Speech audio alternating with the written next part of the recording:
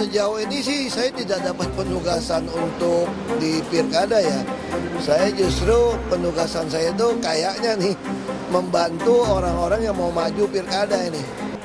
Ibu minta tugas. Oke, sudah ada tugasnya. Pertarungan pemilihan gubernur Sumatera Utara kian panas. Apalagi setelah nama Basuki Cahayapurnama atau Ahok digadang-gadang juga bakal bertarung di Pilkada Sumut untuk melawan Wali Kota Medan sekaligus menantu Presiden Joko Widodo, Bobi Nasution. Bobi pun merespon, bagus jika Ahok disebut-sebut maju di Pilgub Sumut.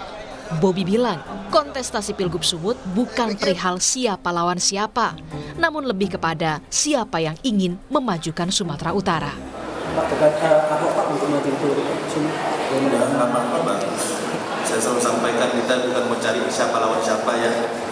Saya bukan mencari, kita di Pilgub ini atau Pilkada di Sumatera Utara bukan siapa melawan siapa, saya sampaikan itu. Ya kalau memang untuk memajukan Sumatera Utara, siapapun yang dicalonkan dari partai apapun silahkan.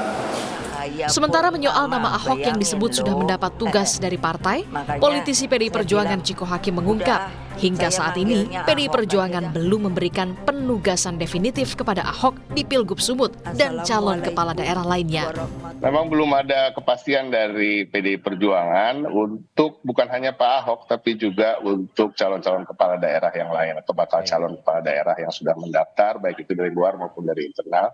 Kami belum memberikan penugasan yang definitif bagi siapapun untuk maju di 545 pilkada seluruh Indonesia.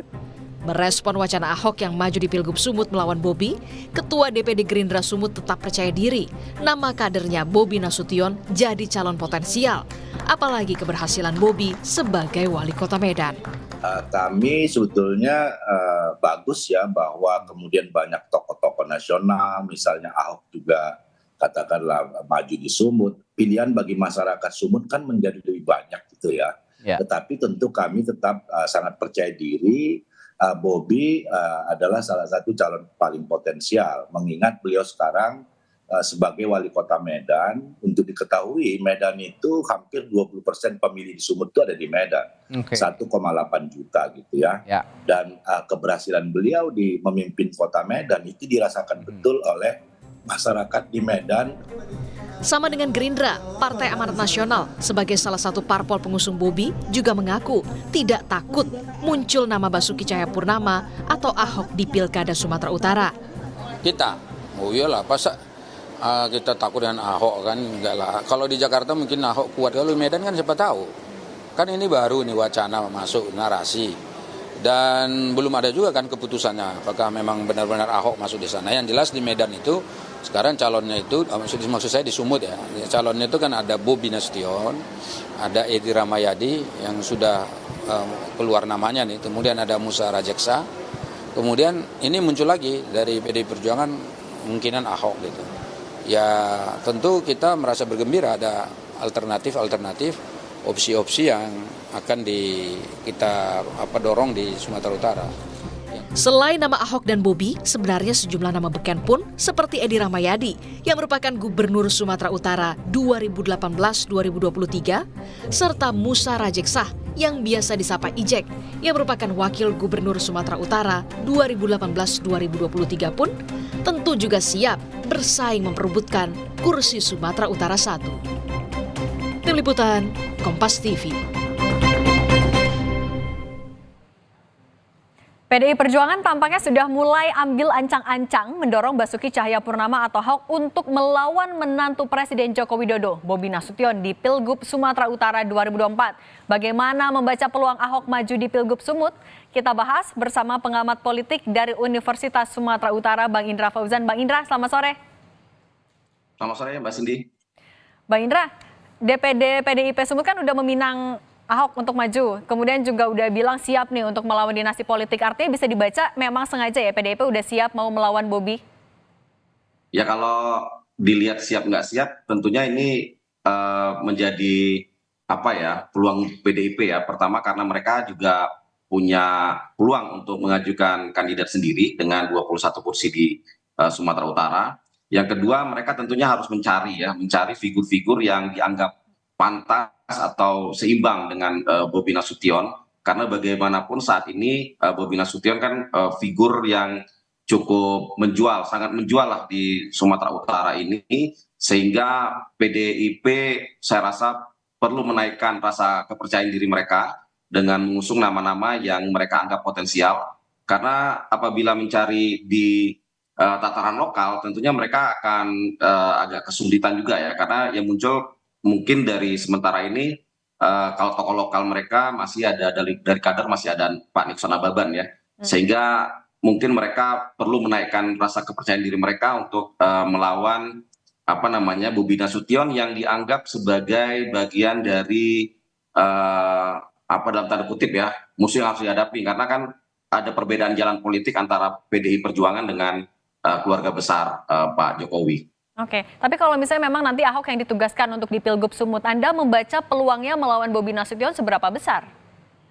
Ya kalau kita melihat pertama Sumatera Utara ini kan masyarakatnya sangat heterogen ya, dengan berbagai macam suku, yang terbesar adalah etnis Jawa, kemudian Melayu, Mandailing, Batak dan lain sebagainya. Nah ini yang harus juga dilihat oleh PDIP sebagai sebuah tantangan bagi mereka, karena bagaimanapun karakteristik masyarakat di Sumatera Utara tentunya berbeda dengan karakteristik masyarakat di DKI Jakarta misalnya pada masa Pak Ahok berkontestasi di sana. Nah kita bisa melihat di sini kemudian kan banyak faktor, misalnya tingkat pendidikan, tingkat ekonomi, karakteristik itulah yang kemudian harus dilihat sebagai sebuah tantangan. Yang kedua adalah Pak Ahok juga tadi belum pernah berinteraksi secara langsung ya, baik secara kebijakan, baik secara politik dengan masyarakat Sumatera Utara. Bahkan kebijakan-kebijakan beliau pun tidak ada. Bahkan ketika misalnya beliau menjadi komisaris pun tidak juga bersinggungan secara langsung. Nah inilah yang kemudian menjadi tantangan bagi PDIP untuk meraih simpati masyarakat Sumatera Utara. Karena tidak mudah ya. Saya rasa dengan mungkin kita tunggu saja, mungkin ada hasil survei yang mengatakan bahwa siapa yang akan menjadi kandidat paling kuat. Saya rasa Bobi Nasution, Edi Rahmayadi pun saya rasa masih leading ya, lebih unggul dari suara Pak Basuki Cahayapurnama ya di Sumatera Utara. Walaupun beliau mungkin secara ketokohan dianggap tegas, mungkin ya ditanggap pemberani dan lain sebagainya, tapi kan itu belum tentu menjadi jawaban bagi penyelesaian persoalan-persoalan yang ada di Sumatera Utara. Oke, artinya kalau misalnya Ahok benar akan maju, siapa yang cocok diduetkan dengan Ahok biar bisa melawan Bobi? Masih ada nama Edi Rahmayadi, Bang Ijek juga ada. Kalau melihat komposisi duet ya, saya rasa dari keempat nama ini sangat berat rasanya untuk kembali didudukkan di nomor 2 ya, Mbak Cindy ya. Karena kan Edi Rahmayadi petahana, Bobi Nasution sudah jelas dia bersikukuh ingin menjadi gubernur orang nomor 1. Nah paling memungkinkan mungkin Musara Jeksa ya, karena dia pernah menjadi wakil gubernur. Tapi kan posisi dia Pak Musara Jeksa sekarang adalah ketua Golkar di Sumatera Utara, kemudian ada prestasi yang dianggap sangat baik ya, karena dia memenangkan Golkar di Sumatera Utara dengan 22 kursi, dan bahkan ada peluang mereka pun bisa mengusung kandidat sendiri ya tanpa berkoalisi. Nah ini apabila kita ingin melihat siapa kandidat-kandidat yang akan menjadi wakil dari 4 nama itu, kemungkinan kecil mereka akan saling berpasangan ya.